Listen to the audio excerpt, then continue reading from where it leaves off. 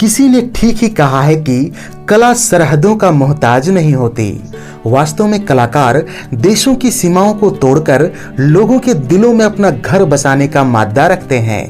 इन्हीं कलाकारों में से एक कलाकार थी गायिका रेशमा।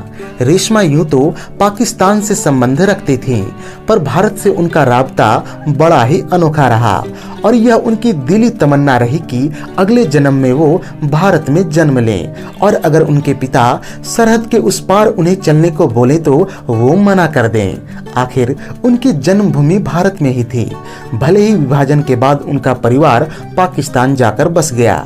गौरतलब है कि रेशमा का जन्म कमोबेश उसी साल हुआ जब देश को आज़ादी मिली और दो नए देश बन गए। राजस्थान के बीकानेर जिले से संबंध रखने वाला उनका परिवार पाकिस्तान में जाकर बस गया, जहां बचपन से ही उन्हें संगीत की धुनों ने आकर्षित किया।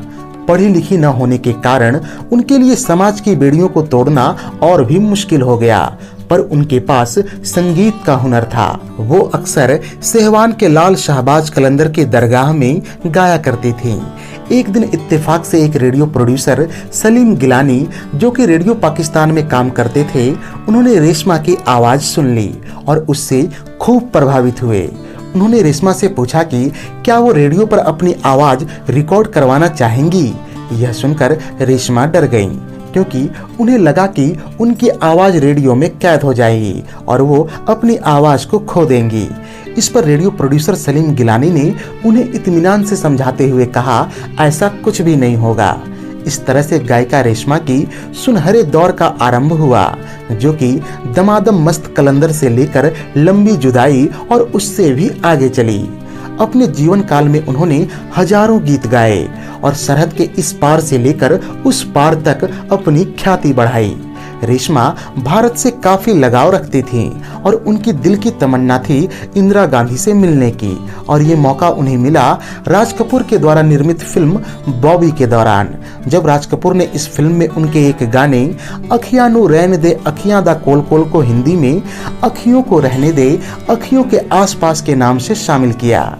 रेशमा ने इसके बदले इंदिरा गांधी से मिलने की ख्वाहिश जाहिर की, जिसके बाद राज कपूर ने खुशी खुशी उनकी मुलाकात इंदिरा गांधी से करवा दी। इस मुलाकात में उन्होंने कहा था, अगले जन्म में मैं इसी मिट्टी में जन्म लूंगी और बाबा कहेंगे तो भी इसे छोड़कर नहीं जाऊंगी।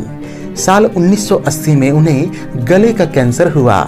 ताज्जुब ये था कि इतने सारे बेहतरीन गीतों की आवाज बनने वाली रेशमा ने जो भी कमाया था अपने परिवार की सेवा में खर्च कर दिया, और इस कारण जब उन्हें पैसों की जरूरत पड़ी तो उनके पास कुछ भी नहीं बचा था।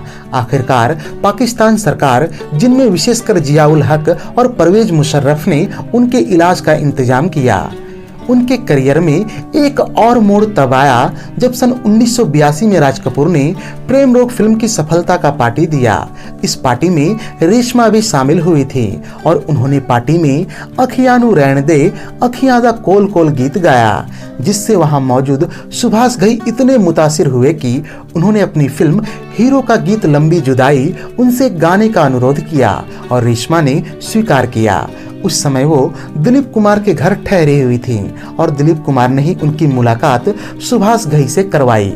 बकौल सुभाष घई, रेशमा भारत और पाकिस्तान के बीच मौसीकी के अंतर को पाटने वाली कड़ी हैं। उनका यह भी कहना था कि रेशमा प्लेबैक सिंगर नहीं थी, बल्कि एक सूफी गायिका थी, जिसके कारण वो प्लेबैक सिंगिंग के तकनीकी मामलात से अनजान थी।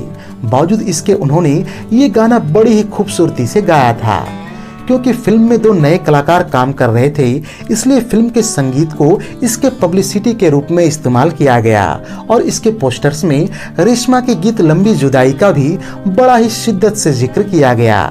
न सिर्फ ये गाना बेहद ही मकबूल रहा, बल्कि ये फिल्म 75 हफ्तों तक चली थी।